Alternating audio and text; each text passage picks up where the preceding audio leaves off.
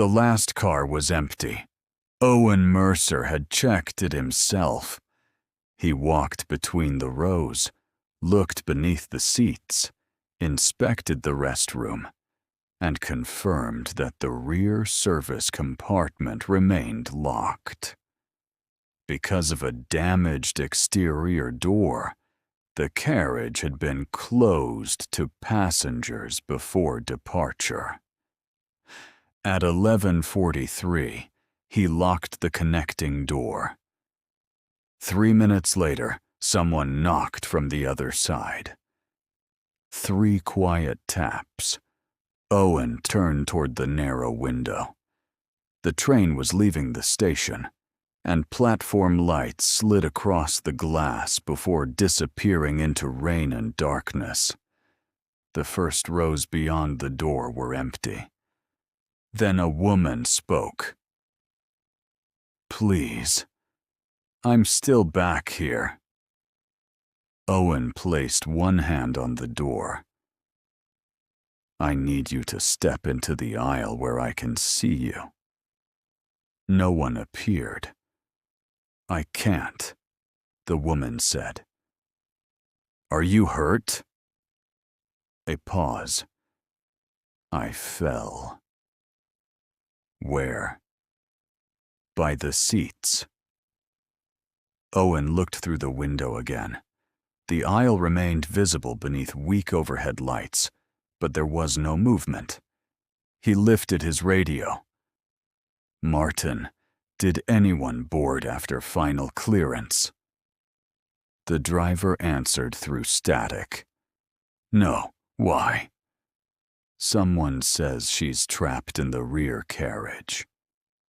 "The closed one?" "Yes." "You checked it yourself." "I know. Don't open the door yet." "I wasn't going to." Another knock came, this time from much lower down. Owen looked at the metal beneath the window. "Martin, can you access the rear camera?" "Give me a second." Behind Owen, 7 passengers occupied the next carriage. An elderly couple sat together near the middle. A young man worked on a laptop.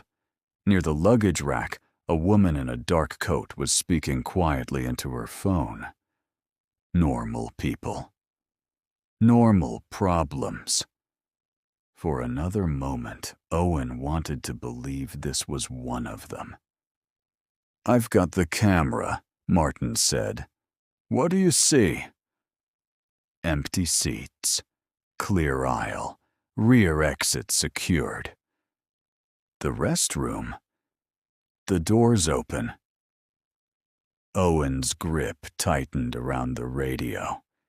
He had closed the restroom door during his inspection. He remembered hearing the latch catch. "Is anyone near the connecting door?" "No." The woman's voice whispered from directly behind the metal. "You left me." Owen stepped back. He should have seen her through the window. She sounded close enough to touch the glass, but nothing stood on the other side. The young woman near the luggage rack lowered her phone. "Is someone in there?" "Please return to your seat." "I heard a woman. I'm checking it." She glanced uneasily toward the door and resumed her call. "Mom, I'm fine. Something's going on with the back carriage, that's all." Owen focused on the window again. A shadow crossed the far end of the rear carriage. Fast. Too fast to identify. "Martin?" "I saw it." "What was it?" "I don't know." The train entered a darker stretch of track. For several seconds, the windows reflected only the interior lights. Then a scraping sound traveled through the locked carriage. Metal against flooring, slow and deliberate. "What's moving?" Owen asked. "The trash bin near the rear exit." "Could it be the train?" "No, it's moving across the aisle." "How?" Martin did not answer immediately. "Nothing's touching it." The scraping stopped. A dull impact sounded above Owen's head. He looked up. A maintenance panel sat between the two carriages, surrounded by a narrow rubber seal.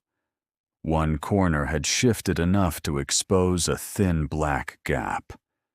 The young woman ended her call. "Should we move?" "Yes," Owen said. He raised his voice toward the other passengers. "Ladies and gentlemen, there's a maintenance issue in this section. Please collect your belongings and move into the next carriage." The elderly couple stood slowly. The young man closed his laptop. The woman remained near the luggage rack. "What about the person inside?" "We have security meeting us at the next station." From the locked carriage, the voice spoke again. "Please open the door." The young woman froze. "That sounds like my mother." Owen looked at her. "You just spoke to your mother." "I know." Behind the door, the voice repeated a sentence Owen had heard only moments earlier. "Something's going on with the back carriage, that's all." The young woman's face drained of color. Those had been her own words. The ceiling panel gave another hollow impact. This time, the black gap widened. Owen moved the woman toward the front of the carriage. "Go. Now." His radio crackled. "Owen, check the security monitor by the luggage rack." The small display flickered on when Owen pressed the activation button. The rear carriage appeared in grainy black and white. Empty seats, open restroom door. The overturned trash bin in the center of the aisle. Then something descended from the ceiling above the 11th row. At first it resembled a loose cable. Long, dark. Too thin. Halfway down it bent. Then it bent again. 3 narrow extensions opened at the end and settled carefully around the fallen bin. The metal rolled across the floor. From somewhere beyond the camera's view, the young woman's voice whispered, "Something's going on with the back carriage." The screen went black. The monitor remained black. Owen pressed the activation button again. Nothing. Behind him, the connecting door shuddered once. Not from a knock. Something heavy had struck it from the other side. He grabbed his radio. "Martin, move everyone into the first 2 carriages. Nobody comes toward the rear." "I'm notifying the onboard attendant." "Where is he?" "Car 2. "Why?" A dragging sound traveled above the ceiling panels. Owen looked up. "Because whatever's in the last carriage isn't staying there." The young woman stood near the forward connecting door, her phone clutched against her chest. "My mother didn't say those things. I know." It sounded exactly like her. Owen guided her through the doorway. Did you use her name during the call? Yes. And she used yours? The woman nodded. Claire. That's all it needed. Claire stared at him. What needed? Owen glanced back toward the dark carriage. Something that was listening. They entered the next section, where passengers were gathering between seats and luggage racks. Most looked irritated rather than frightened. A man wearing a business coat checked his watch. Are we stopping somewhere? Next station, Owen said. What's the problem? An unauthorized person may have entered a restricted carriage. The man looked past him, then call the police. We have. Above them, something shifted inside the ceiling. A faint pressure moved along the panels, subtle enough to mistake for vibration. Owen followed it with his eyes. One panel flexed, then the next. Whatever was inside was moving toward the occupied carriage. Martin, can you stop the train? Not here. We're crossing the elevated section. How long until the station? 8 minutes. 8 minutes. Owen studied the ceiling layout. The older carriages had continuous maintenance channels carrying ventilation ducts, electrical cables, and lighting connections. They narrowed between cars but did not close completely. Enough space for wiring, not enough space for a person. The panel above Claire bowed downward. Owen pulled her away. A screw dropped onto the floor. It spun between their shoes. Then another fell. The businessman finally looked up. What is that? The panel opened half an inch. 3 dark extensions slipped through the gap. They were not fingers. They were too long, each divided by multiple joints, their surfaces pale where they bent, and almost black everywhere else. They opened slowly. Searching. Claire covered her mouth. Owen seized an emergency flashlight from its bracket and struck the panel.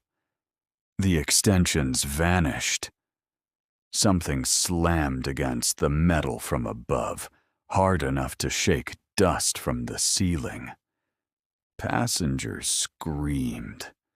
The businessman stumbled backward into a row of seats.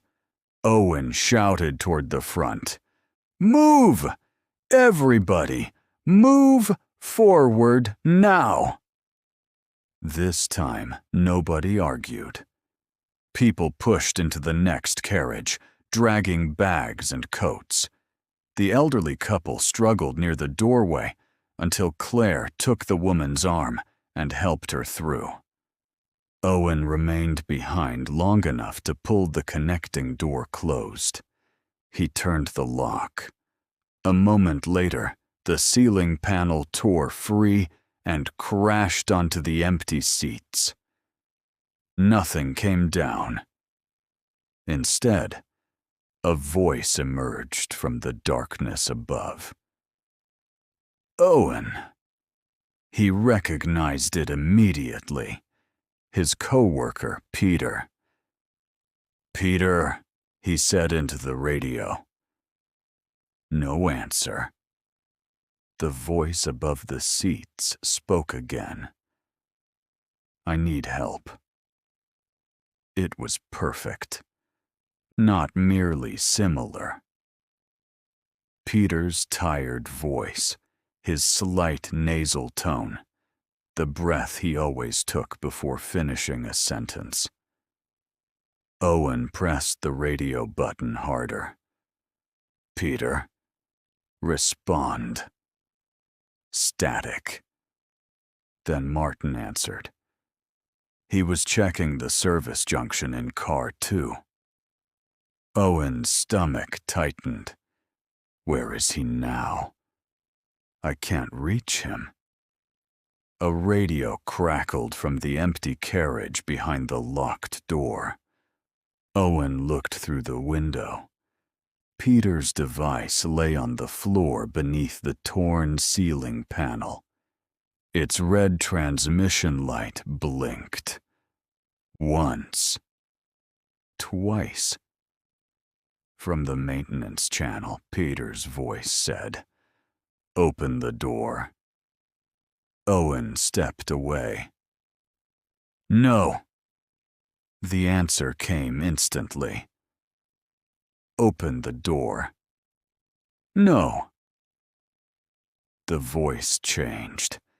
It became Claire's. "Please." Then the businessman's. "What's the problem?" Then Owen's own voice. "Everybody, move forward now." The words overlapped, repeated, and broke apart. Not supernatural whispers. Practiced sounds. A predator trying different calls. Owen backed into the crowded forward carriage. Claire saw his expression. "Where's the other attendant?"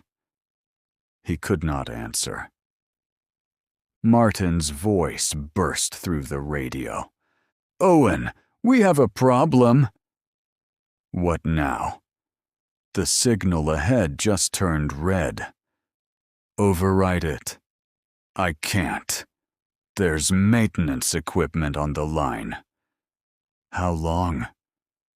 "They're trying to clear it." The train began to slow. Outside, the lights of the approaching station were visible in the distance. Close enough to see. Too far to reach. The brakes hissed. The carriage settled into silence. Then the overhead ventilation began to rattle. Not behind them. Ahead. Somewhere between the passengers and the driver's compartment. Owen stared at the ceiling. The thing had moved past them, and the only way out was now on the other side of it. The rattling stopped above the forward connecting door. Nobody moved. 23 passengers stood between the seats, staring at the ceiling as though waiting for it to explain itself. Outside, the station lights remained distant and motionless. "Martin," Owen said into the radio, "open the exterior doors." "Not while we're on the elevated section." "We can't stay inside." "The drop beside the track is 30 feet. Third rail's live. Opening those doors would make this worse." Owen looked through the window. Martin was right. A narrow maintenance ledge ran beside the tracks, interrupted by support beams and electrical housings. Beyond it, the ground disappeared into darkness. Claire approached carefully. Where did it go? Toward the front. That's where everyone is. I know. The businessmen pushed through the passengers. There's a maintenance hatch behind the driver's compartment. My company services these units. Owen turned to him. You know the layout? Enough. The ceiling channels narrow at the electrical junctions. If something is moving through them, it has to pass the dampers between carriages. Can those be closed? Manually. There are access controls inside the service cabinets. Owen looked toward the forward door. The nearest cabinet was visible beyond the glass, mounted beside the restroom in the next carriage. 10 steps away. The ceiling above it remained still. "What's your name?" Owen asked. "Graham." "Show me how to close them." Graham hesitated. "That means going into the next car." Yes. A sound emerged from behind the forward door. Crying. A small, frightened sound. Someone whispered, "There's a child in there." The passengers shifted. A woman near the window pressed both hands against her mouth. The crying came again. Owen looked through the glass. The carriage beyond was empty. There had been no children on the train. He had checked every ticket himself.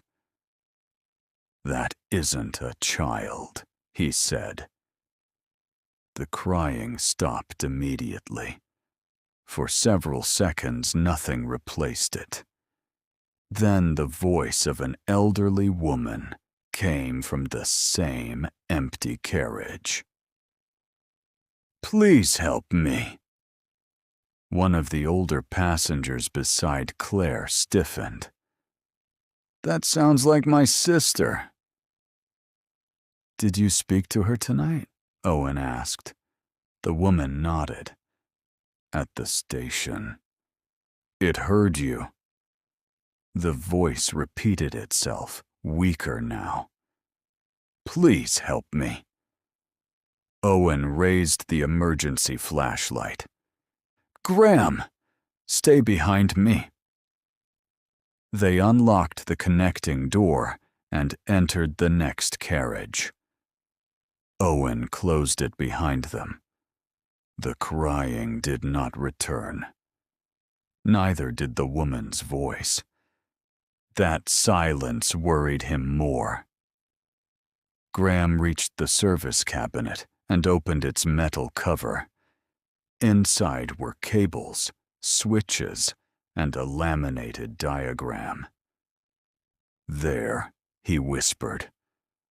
A line of rectangular markers showed the ventilation route through the train. Each carriage has a fire damper. Close one here, one behind us. And the channel between them becomes a sealed section. Will it hold? They're steel. That wasn't my question. Graham looked at the ceiling. "I don't know." Owen spoke into his radio. "Martin, can you isolate ventilation between cars?" "Only from the local cabinets. Central controls aren't responding." "We're working on it." Graham pulled a red lever. Somewhere overhead, metal scraped against metal. The damper closed with a heavy clunk. For one hopeful second, nothing happened. Then something struck the barrier from the other side. The ceiling bowed. A second impact drove a crack through the plastic light cover. Graham stumbled backward. "It's in this section." The third impact came from farther down the carriage. Then another, farther still. The thing had changed direction. It was retreating toward the passengers. Owen grabbed his radio. "Claire, move everyone away from the rear connecting door." There was no answer. He had forgotten she did not have a radio. Through the glass, he saw the passengers packed together near the door. Claire was helping the elderly couple toward the middle seats. Above them, a ceiling panel shifted. Owen ran. The panel dropped before he reached the door. A dark limb unfolded through the opening. Its joints bent inward, then outward, extending far beyond what the narrow space should have allowed. The elderly man saw it first. He pushed his wife aside. The limb struck the seat where she had been standing. Metal screamed. The seat frame bent almost flat. Passengers scattered.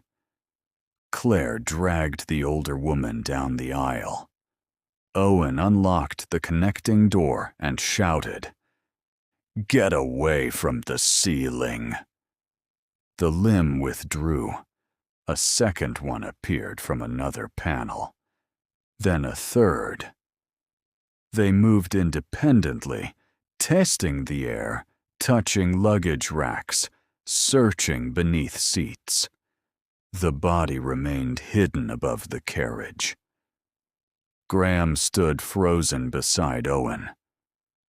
"It can't fit through there." It already has.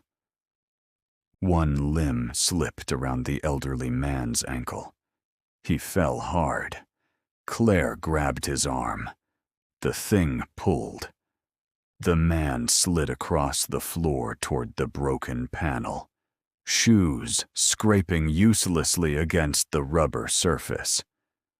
Owen swung the flashlight. The beam struck the dark extension. For the first time, he saw its surface clearly. Not skin. A dense, ridged texture, wet along the joints and marked with small, pale scars. He brought the metal flashlight down with both hands. The limb released the man. A sound exploded from the ceiling. Not a scream. A violent imitation of one. Several voices layered together, rising and breaking at once. The carriage lights died. Emergency lamps ignited in dull red. For one terrible moment, the thing became visible through the torn ceiling. A narrow torso pressed between pipes and cables. Two elongated forelimbs braced against the metal frame. Something resembling a head turned toward Owen. There were no recognizable eyes, only a vertical opening that widened across a smooth, dark surface. Peter's voice emerged from it. Owen. Then Claire's voice. "Mom!" Then Owen's own. "I know." The creature folded backward into the maintenance channel. The ceiling panels rippled as it moved away. Claire helped the elderly man to his feet. Blood darkened his sock, but he could stand. Graham stared at the damaged seat. "That thing weighs more than it should." Owen noticed the same detail. The metal frame had not merely bent. Its mounting bolts had torn from the floor. A maintenance channel might conceal the creature, but the train itself could barely support its movements. His radio crackled. "Signal's still red," Martin said. "Track crew needs another 6 minutes." "We don't have 6. What do you need?" Owen looked at the service diagram still visible inside Graham's open cabinet. The rear carriage remained connected by one ventilation route, and one cable channel beneath the floor. If those routes could be closed, the last car would become a sealed compartment again. But the creature would have to be inside it first. "Can you activate announcements in one carriage only?" he asked. "On the older units?" "Yes." "Why?" "Because it follows voices." A soft knock came from the floor beneath Owen. 3 quiet taps. He looked down. The narrow maintenance grate beside his shoes trembled. A familiar voice rose through the metal. Graham's voice. "I can close the dampers." The real Graham stood beside him. The grate began to lift. Owen drove his heel against the grate. Something pushed back from underneath. The metal rose another inch. Graham grabbed the emergency flashlight and struck the edge. The grate slammed shut, trapping a dark extension between the floor and the frame. It flexed. 3 narrow joints unfolded. Then the metal surrounding it began to bend. "Move," Owen said. They backed away as the extension slipped free and vanished beneath the floor. The grate dropped into place. From the darkness below, Graham's voice said, "I can close the dampers." The real Graham stared at Owen. "It heard me in the service cabinet. It hears everything." Owen lifted his radio. "Martin, I need announcements in the rear carriage only. Can you do that from your compartment?" "Yes." "Use the departure message. Put it on a loop." "What's the plan?" "We draw it back, seal the maintenance connections, and isolate the last car." "Isolate how?" Owen looked at the diagram inside the service cabinet. "Emergency decoupling." For a moment, Martin said nothing. Then he answered, "We're stationary. If we detach that carriage here, it stays on the elevated section. Better there than inside a station full of people." Agreed. A crackle traveled through the ceiling speakers. Then a recorded announcement began somewhere behind them.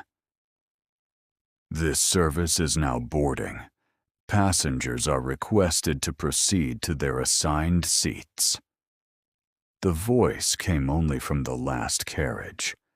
The words repeated. "This service is now boarding." Beneath the floor, something shifted. A heavy movement rolled through the metal framework. The creature was listening. Claire held the injured passenger upright while the others crowded near the forward door. "Tell me what to do," she said. "Keep everyone here. Nobody speaks unless they have to." Claire looked toward the rear. "You're going back?" "I need to close the maintenance connections." Graham swallowed. "You won't know which levers control which section without the diagram." Owen met his eyes. "You can stay." Graham looked at the damaged seat, then at the blood on the elderly man's ankle. "No." The announcement continued. "Passengers are requested to proceed to their assigned seats." A dull impact sounded beneath the next carriage.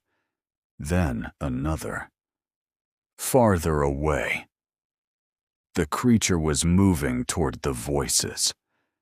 Owen opened the connecting door. He and Graham stepped through. The emergency lights cast the empty seats in weak red. Torn ceiling panels hung overhead. Rain tapped the windows, and the distant station remained visible beyond the darkness. They reached the first service cabinet. Graham studied the controls. This damper seals the upper channel between these cars. Close it. Graham pulled the lever. A steel barrier dropped somewhere above them. The impact echoed through the carriage. Immediately, the announcement in the rear stopped. Owen froze. Martin? Static answered. Then the radio returned. Electrical fluctuation, give me a second. A voice came from beneath the nearest seat. This service is now boarding. Not the speaker. The creature. It had memorized the announcement. Graham stepped away from the seat. It's still here. The voice continued, distorted by the cramped space. Passengers are requested to proceed. A dark extension slid across the floor. Owen grabbed Graham's coat and pulled him back. The extension struck the service cabinet. The door folded inward. Cables snapped. Sparks burst across the wall. The carriage lights flickered. Then the rear announcement resumed. This service is now boarding. The creature stopped. Its limb remained extended between the seats. The recorded voice continued behind them, steady and clear. Slowly, the limb withdrew. Something heavy dragged beneath the floor toward the rear. Graham let out a shaking breath. It's choosing the louder source. Then we keep it loud. They moved into the next carriage. At the far end stood the connecting door to the final car. Still locked, still intact. Beyond its narrow window, the empty aisle glowed beneath alternating ceiling lights. The announcement repeated from inside.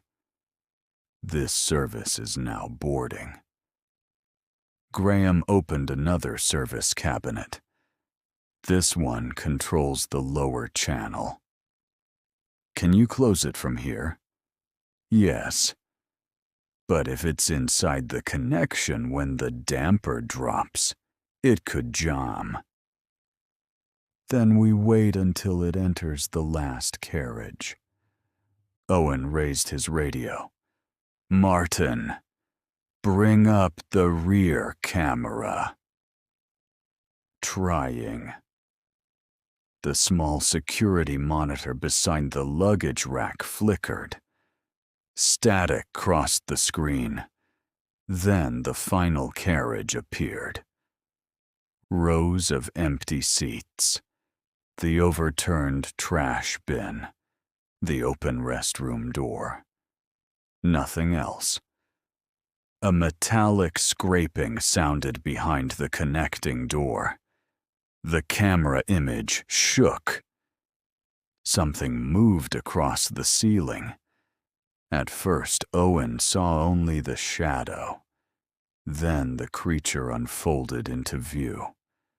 Its body was longer than a person, narrow through the chest, and unnaturally broad across the shoulders. 4 extended limbs held it against the ceiling supports, each joint reversing as it advanced. Its head remained lowered. The smooth front of its face opened along a vertical seam. The recorded announcement played again. The creature answered in the same voice. "This service is now boarding." It moved toward the speaker above the rear seats. Graham placed his hand on the damper lever. "Now." Not yet. One limb remained inside the narrow maintenance opening between the carriages. The creature reached toward the speaker. Its dark extension touched the plastic cover. "Passengers are requested to proceed." The speaker crackled. The creature tore it from the ceiling. The announcement died. Its head turned. Slowly. Toward the camera. Owen saw the vertical opening widen. His own voice came through the monitor. "Not yet!" The creature dropped from the ceiling. Its weight crushed 2 seats. "Now!" Owen shouted. Graham pulled the lever. Steel slammed through the maintenance channel. A violent impact shook the carriage. On the monitor, the creature threw itself against the connection. One limb reached the narrowing gap. The steel barrier caught it. The train filled with a terrible, grinding noise. The limb twisted against the damper, forcing the metal apart. "It's jamming," Graham said. Owen grabbed the fire extinguisher mounted beside the restroom. He pulled the pin and aimed through the narrow maintenance opening beneath the connecting window. White chemical mist blasted into the gap. The creature recoiled. Its trapped limb jerked backward. The damper slammed shut. The impact threw both men against the wall. For several seconds, neither moved. Then something struck the locked door from the other side. Once. Twice. The reinforced window cracked along one corner. "Martin," Owen said into the radio. "Upper and lower channels sealed. Begin decoupling. Manual release is in the connection compartment." "Where?" "Left side of the door, behind the red access plate." Graham found the plate and tore it open. Inside was a recessed handle protected by a security latch. The connecting door shook again. A long, dark shape moved behind the cracked window. Peter's voice came through the metal. "Owen, don't leave me." Owen closed his eyes for half a second. Then he opened them. "Release the latch." Graham pulled. Nothing happened. It stuck. The creature struck the door harder. The crack spread across the window. Claire's voice emerged from the rear carriage. "Please." Then the elderly woman's. "Help me." Then Owen's. "Open the door." Graham braced one foot against the wall and pulled the handle with both hands. The security latch snapped. Somewhere beneath the train, a heavy mechanism released. The final carriage jolted. Martin's voice came through the radio. "Coupling disengaged. Get away from the connection." Owen seized Graham's arm. They ran toward the next carriage. Behind them, the connecting door buckled inward. The train lurched. Martin had applied enough power to move the front carriages forward. A shriek of torn metal followed. Then came a sudden silence. Owen looked through the rear window. The final carriage remained behind on the elevated track, its dim lights burning alone in the rain. For a moment, something moved across its windows, too fast to identify. Then the train rounded the curve. The abandoned carriage vanished. 5 minutes later, they reached the station. Police officers and emergency crews waited on the platform. Passengers were escorted outside. The injured man received treatment beside an ambulance. Claire stood beneath the station canopy with a blanket around her shoulders. Graham sat on the curb, staring at his hands. Owen spoke to 2 transport officers. He described Peter's disappearance, the damaged carriages, the sealed maintenance channels. He did not attempt to explain what the creature was. He only told them not to approach the abandoned carriage without protective equipment. One officer wrote everything down. The other said, "We'll need to review the onboard recordings." They led Owen into the station security office. A technician retrieved the footage. The rear camera appeared on the screen. The creature crossed the ceiling. The technician recoiled. The officer beside Owen stepped closer. "What am I looking at?" "I don't know." The recording advanced. Owen watched the creature drop between the seats. He watched the damper close. He watched the rear carriage separate. Then he noticed something beneath the coupling. "Stop!" The technician froze the image. A bundle of electrical cables stretched between the departing train and the detached carriage. One dark extension had wrapped around them. "Go back 3 seconds." The footage reversed. The creature struck the locked door.